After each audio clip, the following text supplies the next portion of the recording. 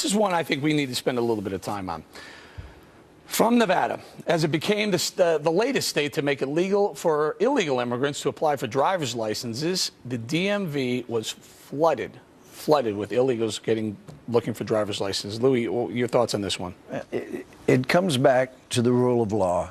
Either we're a nation of laws and nobody is above the law, and we're going to apply it across the board like the Old Testament, New Testament talk about. Without partiality, you're going to enforce the law and be just. You can't be just if you're just ignoring parts of the law like this. And there are consequences for a society that does so. Bob, so these illegals have flooded the DMV. I'm thinking if I'm an ICE agent and I want to find some illegals, I could go to the DMV and find a whole bunch of them. Right. Well, first of all, I don't, it says something about this if they're illegally here and they're getting licenses, which I frankly don't have a problem with that because I think it's a good idea. They're going to be driving anyway. It's probably a better idea that they have a license, they're insured. But why? It seems to me almost like you're breaking the law by giving.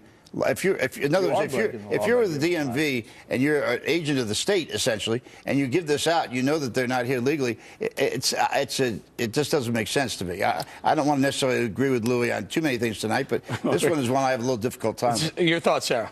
Look, I think we shouldn't be surprised that states are doing this. We're not seeing Congress do anything on this. I mean, the Senate passed a bill, and they sent it over to you guys in the House. You guys haven't passed anything on immigration. You guys have held some hearings. You guys haven't had any votes. The fact that states are going to need to Okay, do here we something get the about Wall that? Street Journal, the big business. We need all this cheap labor for our businesses, but the fact is, and this is where I have a real problem with the Wall Street Journal, the law needs to be enforced across the board, and these businesses that think that we can just ignore the law and their business will be protected are so wrong. We've got to follow the law, and the one bill on immigration we should pass is my resolution I filed last summer that says once the borders are secured as confirmed by the border states, then we will immediately move and get immigration bills done. There's another piece of this, which is I have yet to see too many businessmen brought indicted for breaking the law by hiring these people. I mean, that's one of the things that bothers me. And we have bills that will address that. Can I get the Wall Street Journal, the business advocate in here? Go ahead.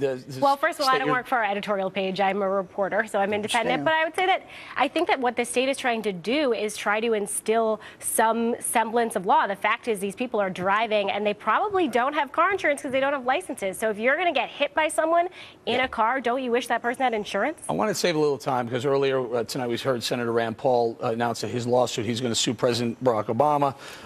One of the first of its kind. I think it's big news, Bob. Your thoughts on Senator Rand Paul's lawsuit? On the NSA lawsuit? Yes, sir. I think it's... well, he's actually suing the Obama administration. Right. I mean, I think it's... Look, you know where my position has been on this from the beginning. I think it's unconstitutional what the NSA is doing and has been done, and now a federal court judge decides that it's okay to do it. I don't know who left their copy of the Constitution back at home, but the idea that they can randomly go through and look at our phone records is just beyond the pale. And if it requires suing the administration, so be it. Go ahead, Louie. And this is one of those issues that isn't left or right partisan. It isn't. There were liberal Democrats that would agree strongly in judiciary.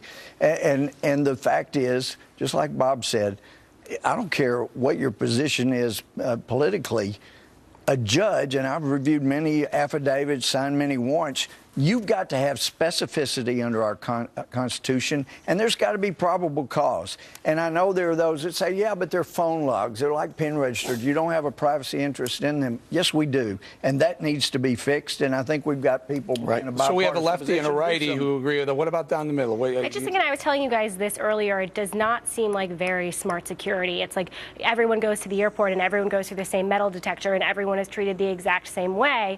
You know, the reason that we find a lot of things that are about to happen in airports is because we have some piece of intelligence that warns us about a person. It's not because we caught them in the metal detector with everyone else.